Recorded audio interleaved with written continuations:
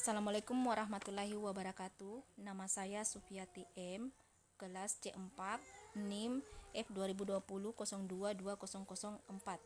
Baiklah, saya akan menjelaskan mengenai diagnosis dan penatalaksanaan osteoartritis. Secara definisi, osteoartritis adalah perubahan degeneratif yang terjadi pada sendi yang menyebabkan kerusakan pada kartilago sendi dan pembentukan tulang baru pada permukaan sendi.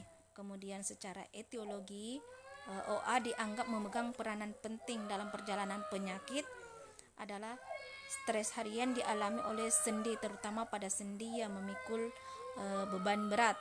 Kemudian faktor resiko yang bisa mempengaruhi diantaranya usia, jenis kelamin, kemudian obesitas, kemudian riwayat trauma, kemudian genetik. Dan kemudian ini adalah gambar yang pertama menunjukkan gambar tulang yang normal, kemudian yang kedua osteoartritis, dan yang ketiga rheumatoid arthritis, dan yang selanjutnya klasifikasi osteoartritis berdasarkan lokasi sendi yang terkena. OA dapat terjadi pada tangan, yang kedua lutut, kemudian yang kaki, panggul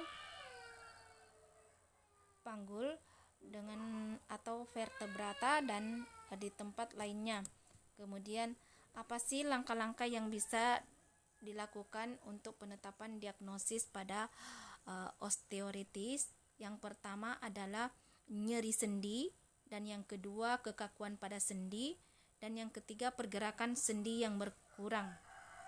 Dan tanda-tandanya adalah pembekakan sendi, krepitasi, nyeri tekan pada perbatasan sendi, berkurangnya luas gerak sendi.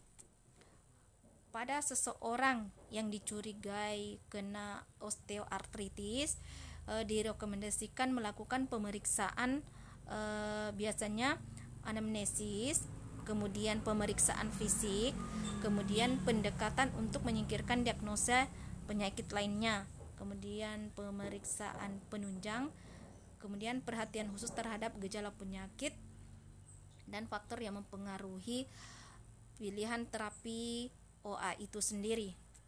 Kemudian penata laksanaan osteoartritis, tujuannya mengurangi atau mengendalikan nyeri, dan selanjutnya mengoptimalkan fungsi gerak sendi, yang ketiga mengurangi keterbatasan fisik, dan keempat menghambat progresivitas penyakit, dan yang kelima mencegah terjadinya komplikasi.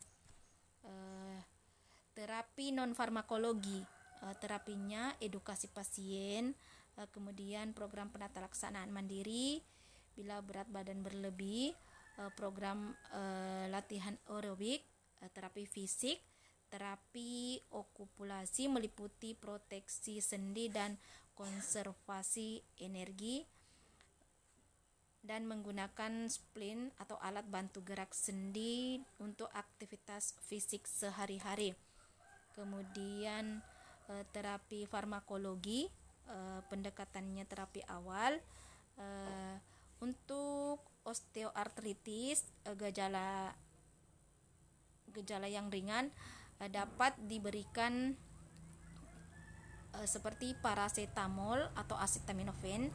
Kemudian yang kedua antiinflamasi non steroid atau OANS.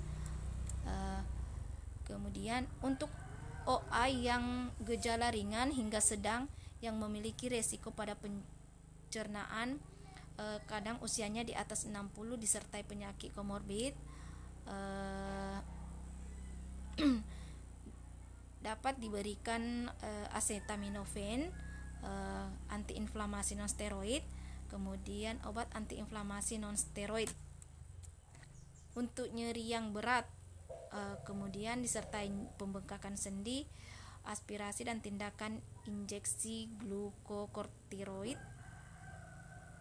dan intraartikular. Kemudian yang selanjutnya indikasi untuk tindakan lebih lanjut adanya kecurigaan atau terdapat bukti adanya artritis inflamasi. Kemudian yang kedua, adanya kecurigaan atau terdapat bukti artritis infeksi pada pasien tersebut.